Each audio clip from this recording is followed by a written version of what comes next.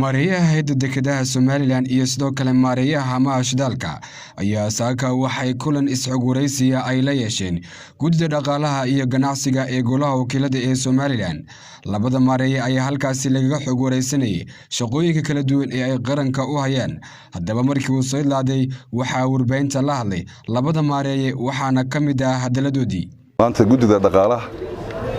ayaa noo yeedhay warbixinteedina way dhageysteen wixii su'aal ay qabeenna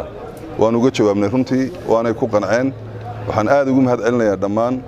guddoomiyaha iyo dhammaan xubnaha kaleba sida wanaagsan ee nidaamka leh ee ay su'aalaha noo weydiiyeen warbixintana nooga dhageysteen. waxaan ka wada hadalnay miisaaniyadda oo dhawaan la ansixin doono qaybtayadii ayay wixii su'aalaha ay ka qabeen weydiiyeen anaguna jawaabihii waanu siinay. الحمد لله رب العالمين سفي عنه وكسور دماده والسلام كلن كي waxaan la kulanay maanta gudiga dhaqaalaha ganacsiga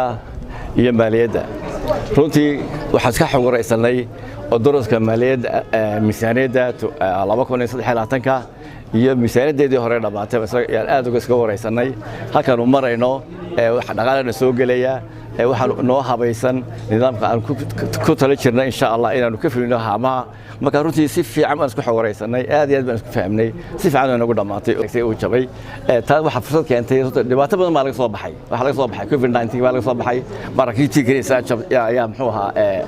sicirkoodu jabay insurance-kii baa jabay wadankii Soomaaliland hore u loo socdo berbera la arkay yaa timid hore markaa Soomaaliland gaadhay ay ka mid tahay inaan ku guuleysonay awood baan leenahay waxa yar jirta tii aan ku shubinay jet fuel-ka taasina jet fuel ma keeno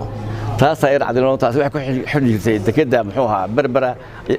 airport-ka ku xidhi jirtay tiina muxuu ahaa nooma shaqeysay marka inta kale way shaqeeyaan si fiican way shaqeeyaan waxaan leenahay dad badan oo khubaro ah oo aad iyo aad ugu xeel dheer muxuu ahaa